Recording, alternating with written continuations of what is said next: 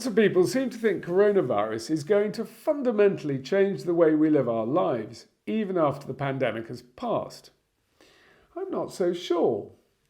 I don't think we've seen the end of cheap flights, for example. In fact, I think the moment lockdown ends, there's going to be such an almighty rush for the airport that EasyJet will be able to charge £100 for a seat on the wing. And in time, all those people who rushed out to stockpile loo paper are going to realise they're not actually shitting any faster, and they'll convert their hastily built loo paper storage facilities back into spare bedrooms. But there is one thing that has taken off in such a big way, it's hard to imagine ever going back. It's video calling, or FaceTiming, or Zooming, as I guess we should all call it these days. Now, like most people, I'd tried video calling a few times in recent years and found it a rather unrewarding experience. The sound and picture quality really wasn't that great, and honestly, the angle at which most people hold an iPad is very unflattering. It's absolutely guaranteed to make you look like Boris Karloff. Then there's the problem with positioning an iPad. If you're not sitting at a table, you wind up balancing it on your knee where it slips to the floor every time you reach for a drink. Another problem is that the laptops, desktops and iPads which most people use for video calling are really designed to be used by one person sitting close to the screen. And that's okay for a one-to-one meeting or a business meeting, but if Granny wants to see her family together, it's not great having everyone in their own little separate window on the screen. Lastly, for video conferencing to become ubiquitous at home, it really needs to be something you can do at the same time as you're doing something else, like pouring a drink or making supper.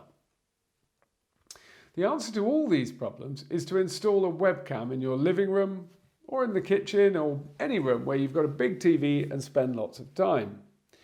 So at the start of this coronavirus outbreak, I dug out an old 2014 Mac Mini with a dual-core i5 and 8 GB of RAM that was sitting unused in a drawer. You can pick one up with that sort of spec from eBay for anywhere between about £100 and £350. Then I ordered a Logitech Pro C920 HD webcam. This one cost £88, also from eBay. And then lastly, I set up an account on Zoom and downloaded a very clever app called Remote Mouse and Keyboard Pro by, I'm not sure how you pronounce this, but Evgeny Cherpak. It effectively turns your iPad into a remote control for your Mac, so you can hide the computer behind the TV and get rid of the keyboard and mouse. And here it is, set up in our kitchen. The Mac Mini plugs into the HDMI port that goes into the back of the television. Then we just sit it behind there, and the webcam plugs into the USB port and sits on the mantelpiece there, and then I can control the whole shooting match with my iPad. Now my family's a little bit camera shy, but I think you can see that there's plenty of room for 3 or possibly 4 of us at a pinch to squeeze up on the sofa and have a FaceTime or a Zoom session with family or friends. And the great thing is, with this setup, with having a permanent system in the room, it means I can just go over here and make myself a cup of tea or some lunch without interrupting the conversation. So far, we've had 3 or 4 video conferences with families and friends, and this setup's worked surprisingly well. I should say the picture and the sound quality are not quite as good as I've recorded from the webcam for this film.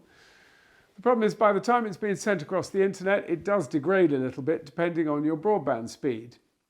But it's good enough, and it will keep improving. And it's so much better when you can sit everyone in front of the same camera. You can even play games together like charades or cards or a home pub quiz. In fact, it's been working so well that I've been asking myself why we haven't been doing this for years, particularly with friends that live a little bit too far away to keep in touch with normally. I know we'll be doing it in the years to come. Now, if you happen to know anyone who's stuck at home at the moment and looking for a good way to keep in touch with others, do share this video with them.